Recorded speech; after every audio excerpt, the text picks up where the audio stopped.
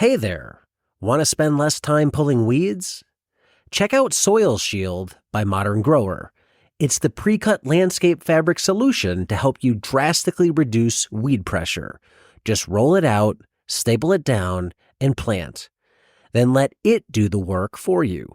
Say goodbye to endless weeding and hello to more free time. Plus, it's high quality, durable, and will last for years, saving you time and money in the long run.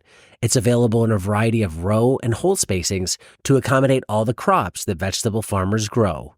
Learn more about Soil Shield landscape fabric at shop.moderngrower.co or using the link below. My first 2 years running the farm, that was the sole source of income, and it had to cash flow the mortgage and it had to cash flow me.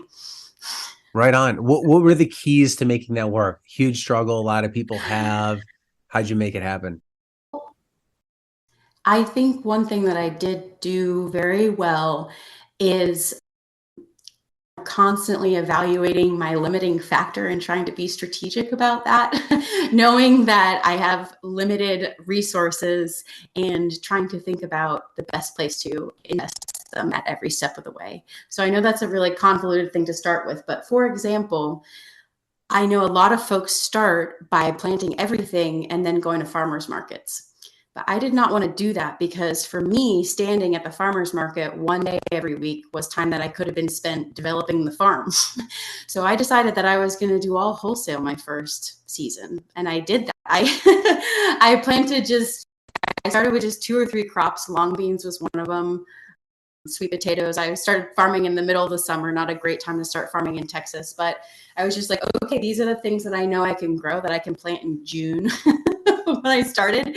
And I just tried to line up sales for them. I talked to some local distributors. They're like, great. Yeah. They set a price. They're like, we'll buy all your long beans that you bring to us at this price.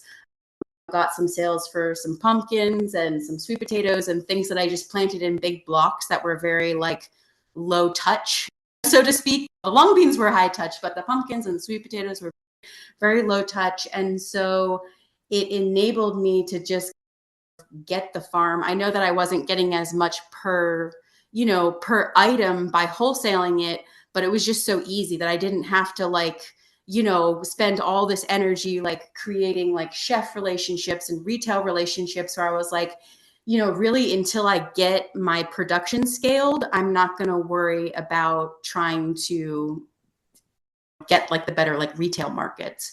So it was my strategy to more start with wholesale and put all my extra time into, because I didn't start farming all 4 acres at once. I started with a half acre and then up to 1 acre. And so I was trying to add all this land. And so that was just an easier way for me to do it.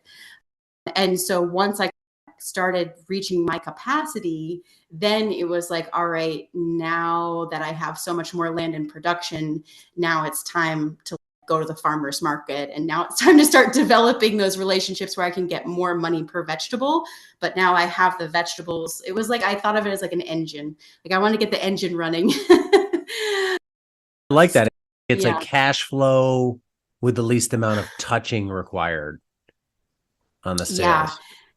And now we're in a really different place where it's like now the farm is running so well and we have such steady production. And it's like now I'm trying to get out of wholesale and retail every vegetable because I can make more. So it's like, hey, we can radically change the profitability of the farm just by nudging our sales outlets. But that's like the downhill struggle. It's like, all right, we did the hard stuff of like How'd you get into wholesale from the beginning? Was that playing off relationships from the previous farm? Yeah, that was, at least for me, a very fortunate aspect of me being in this community for a long time was that I did already know those wholesalers. They weren't completely through my last employer because I actually, like one of the biggest local wholesalers, I had like I just knew a lot of people there. I had worked part-time there for a little while. It was through having good relationships with folks that I was able to get my stuff in wholesale.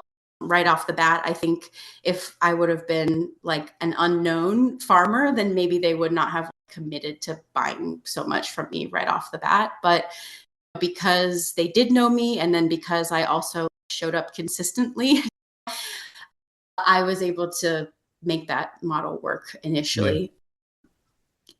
A lot of that had to do, though, with the fact that I did know everything, but I had enough experience under my belt to be able to execute pretty regularly. I think a lot of folks that do start farming, if they don't have enough experience, then that might not be the route for them, because if they can't consistently show up every week and have good succession planning, then they're going to have spotty output. And that really is a great aspect of the farmers market, is that you can really show up with whatever you have. So again, knowing your strengths and playing to them.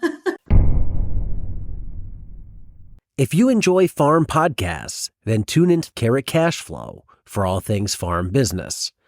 Join us as we explore the latest trends, tips, and stories from market farmers running businesses just like yours. Whether you're a seasoned farmer or just starting out, our podcast has something for everyone. Listen in and grow with us. Available on all major podcast platforms. Don't miss out. Subscribe to Carrot Cashflow today.